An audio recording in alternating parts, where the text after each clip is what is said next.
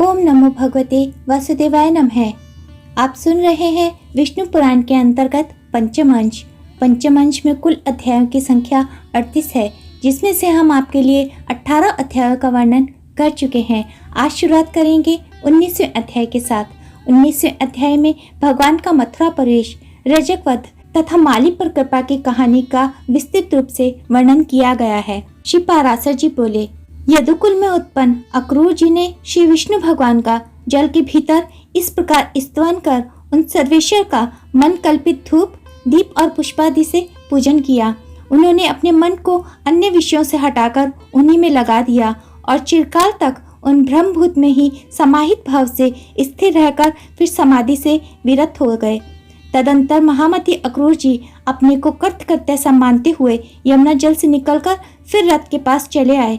वहां आकर उन्होंने आश्चर्ययुक्त नेत्रों से राम और कृष्ण को पूर्ववत रथ में बैठा देखा। उस समय श्री कृष्णचंद्र ने अक्रूर जी से कहा।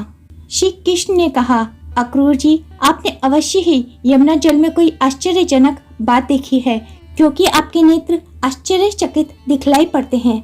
अक्रूर जी बोले, हे अच्युत, मैंने यमुना जल में जो आश्चर्य देखा है उसे मैं इस समय भी अपने सामने मूर्तिमान देख रहा हूँ।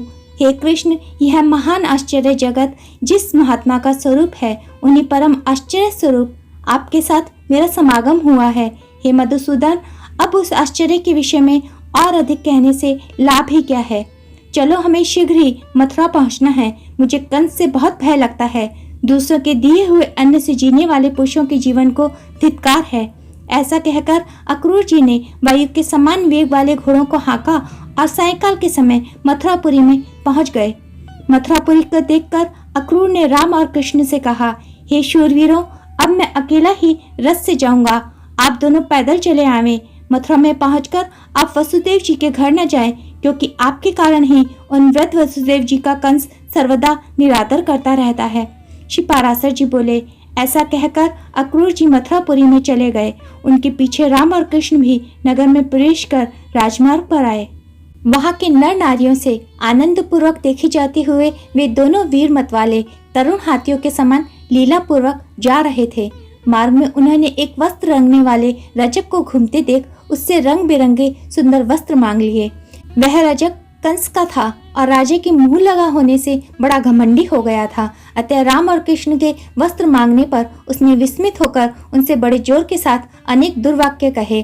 तब श्री कृष्णचंद्र ने क्रुद्ध होकर अपने करतल के प्रहार से उस दुष्ट रजक का भार पृथ्वी पर गिरा दिया।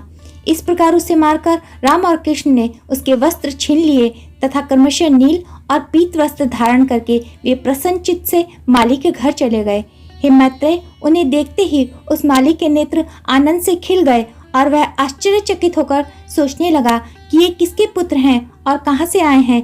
पीले और नीले वस्त्र धारण किए उन अति मनोहर बालकों को देखकर उसने समझा मानो दो देवगण ही पृथ्वी तल पर पधारे हैं।